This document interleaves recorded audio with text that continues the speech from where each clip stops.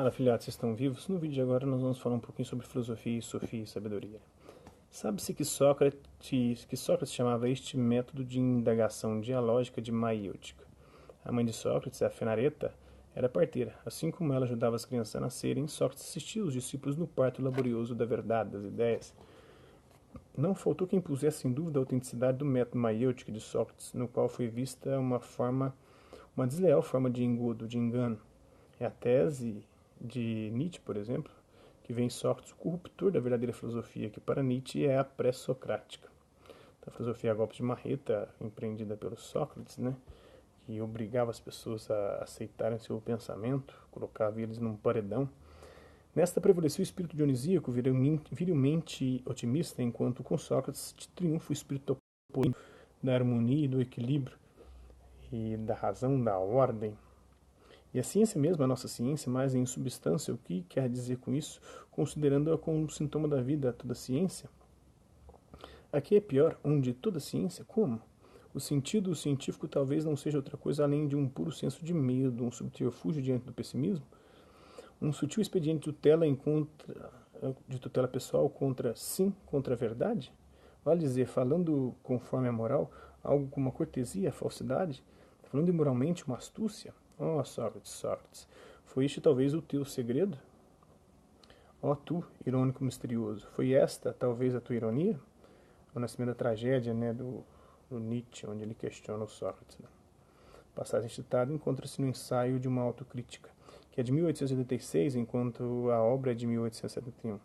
O estudo do pensamento de Nietzsche é cheio de instigações, também por causa de vários ídolos por ele desacreditados. Além disso, não é fácil, apesar das aparências. E Nietzsche foi muitas vezes mal entendido, sobretudo o seu conceito de além do homem, Ubermensch, o super-homem, né? Adotamos essa tradução em português da palavra alemã Ubermensch, nota do tradutor, acabou sendo tomado como super-homem. Para tomar contato com o pensamento de Nietzsche, pode ser útil preliminarmente a leitura de sua autobiografia Ecce Homo, né? O ex-homem, como se diventa que o que se é.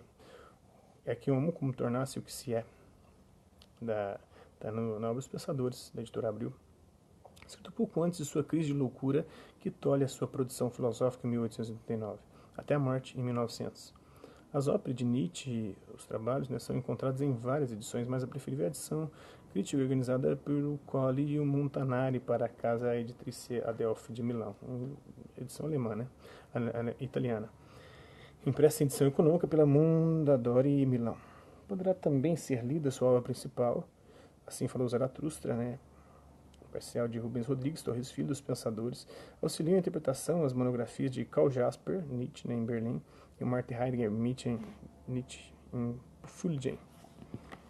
Entre os trabalhos de caráter geral italiano, lembramos o Epate, do Nietzsche, Milão, o Garzanti, o Giuso, de Nietzsche, Milão também, a Metafísica de Nietzsche, em Bolonha Alfa, Giovanni Vattimo, do Nietzsche. Uma boa seleção de texto de G. Lebrun, e tradução de Rubens Torres Filho, encontra-se em Nietzsche, obras incompletas dos pensadores. Há também as traduções publicadas pela Companhia das Letras de São Paulo, de O Nascimento da Tragédia, A Genealogia da Moral, Além do Bem e do Mal, Ecce Homo. Outras estão em preparação para o estudo do pensamento de Nietzsche, em português, Scarlett Martin, Nietzsche, A Transvaloração dos Valores, da editora Moderna. O Mário de Mello, Nietzsche e o Sócrates dos Nossos Tempos. O Roger Holinhake, Nietzsche, Wagner e a Filosofia do Pessimismo. Então, o mestre não possui a verdade. Antes, como todas as parteiras da Grécia, é estéril. A sua tarefa é a de suscitar e dar assistência. Por isso, no diálogo platônico Meno, Sócrates é comparado a um peixe marinho que transmite uma espécie de choque elétrico, uma raia, né, a quem nele toca. E aí fica paralisado. Platão no Meno, né, fala: Sócrates, antes de encontrar contigo, sabia, por ouvir dizer, que não faz outra coisa senão colocar-te a ti mesmo e os outros em dúvida. Ora, como me parece, fascina-me, dá-me vertigem, encanta-me a tal ponto de não ter qualquer via de saída. E, se for lícito desviar-me, verdadeiramente parece-me, na figura e no demais, afilada do mar, pois também, se alguém se aproxima e a toca, faz com que se entorpeça de súbito, né? E a raia. Ora, parece que tenhas querido produzir em mim o mesmo efeito, pois estou verdadeiramente entorpecido no ânimo, paralisado, e nas palavras, e nada mais sei responder-te. E sim, Fez tantas orações sobre a virtude diante de um grande público, e muito bem, orações aqui no sentido de oratória, né? Assim parecia, mas agora, ao contrário, não sei nem mesmo dizer o que ela é. Da tradução do Adorno, né? Do italiano de F. Adorno. O filósofo não possui nem comunica a verdade, suscita a necessidade de amá-la e de buscá-la. O valor se torna a realidade de uma existência somente por meio de uma luta contínua contra tudo aquilo que é fácil e cômodo. E isso é verdadeiro tanto para a vida moral como para a investigação científica, quanto para a criação estética. Sempre reencontramos diante do Espírito da Verdade o seu eterno inimigo, a autocomplacência. Está no Gabriel Marcel, Homo Viator. O ensinamento de Sócrates será retomado na era cristã por todos os padres e doutores. Conforme a tradição do socratismo cristão, o verdadeiro mestre não é aquele de carne e osso que o discípulo tem diante de si, mas o mestre interior, o Espírito Santo, o próprio Jesus Cristo, através do seu Espírito, ou seja, a verdade como iluminação divina presente em todo o homem. A função do mestre exterior, portanto, não é de incutir um saber, mas é de suscitar o discípulo a fim de que escute a voz do mestre interior. Santo Agostinho e São Tomás, não obstante uma tonalidade diversa e algumas diferenças, permanecem fiéis a essa prioridade do mestre interior, o único verdadeiramente sábio, dentro do qual o mestre exterior sabe não saber. Então, toda a filosofia medieval nasce de um encontro entre a revelação cristã e a tradição filosófica grega. Para o primeiro contato com essa temática, aconselhamos a obra de Etienne Gilson, O Espírito da Filosofia Medieval. Eu tenho algumas obras do Gilson. Capítulo 11 é dedicado ao socratismo cristão. Os principais textos relativos ao socratismo cristão são o De Magistro, de Santo Agostinho, né? O do Mestre, da coleção Os Pensadores, e o De Magistro também de São Tomás, e a questão Christus Unus Magister, de São Boaventura. Contudo, esse reconhecimento de não saber, que é a necessidade preliminar de toda investigação filosófica, não pode ser confundido com a posição cética, com a dúvida. Se bem que ceticismo vem do grego skepsis, que não é só dúvida, mas é investigação. O sujeito que fica mantendo o processo de investigação, mesmo que se apresenta como verdade, ele continua a investigar se aquilo é de fato a verdade. É um investigador contínuo, e aí é muito mais condizente com a atitude do filósofo que o do dogmático, que para ele já se encontrou a verdade, já se está em posse dela, e a única atitude possível é admiti-la, integrá-la ao seu arcabouço teórico, porque é uma verdade inquestionável, indubitável. Então, sobre o ceticismo grego, há uma importante monografia do M. Dalprat, ceticismo grego.